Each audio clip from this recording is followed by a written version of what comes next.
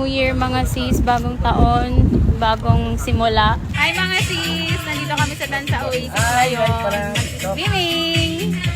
Ito yung baon namin, galing pa tong Medianoche. The legendary ice cream. Pero lumpia ang laman. Yan, meron kaming kasama cake, pansit. Ganyan pala magkano. Hi ka muna.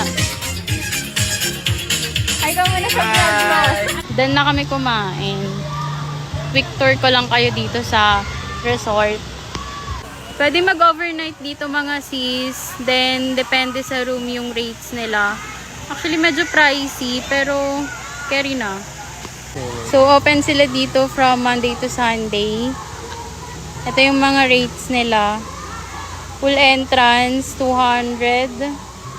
Ang day rate nila, tapos night rate is 250. Beachfront. Meron silang pa-beach mga sis, kaya lang ngayon is hindi pwedeng maligo dahil nasira daw ng bagyo yung net nila pang jellyfish. Then, ayan yung swimming pool nila. Malawak din yung parking nila dito mga sis. Oh. So, yan. May pa malaking turtle. Punta naman tayo mga sis sa beach nila. So, ito yung view sa harap ko. Madaming mga cottage.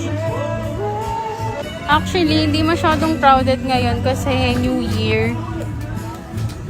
Pero meron din ibang nagsiswimming, hindi lang kami. Kasi yung iba, mga puyat pa, mga sis, diba? Natutulog pa ngayon. So, ito yung beach nila. Ayan. As expected, hindi naman malinaw. Kasi, Cavite lang to mga sis. Malapit lang to sa Manila. And more cottages here sa beach front. Then, hindi daw pwede maligo sa dagat ngayon kasi nasira daw yung net ng jellyfish nila, ganun. Kaya hindi allowed muna maligo. So, picture taking lang. And seaside walking. New Year mga sis, bagong taon, bagong simula. Let's pray and hope na tuloy-tuloy ang healing natin. Huwag na masyado mag-overthink mga sis. Enjoy na lang natin yung buhay kasi wala ganun talaga.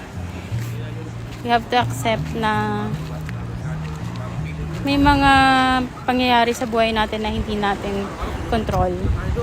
So, yun. Let's always pray and enjoy every moment. Basta wala tayong tinatapakang ibang tao. Maging mabuti lang tayo sa ating kapwa.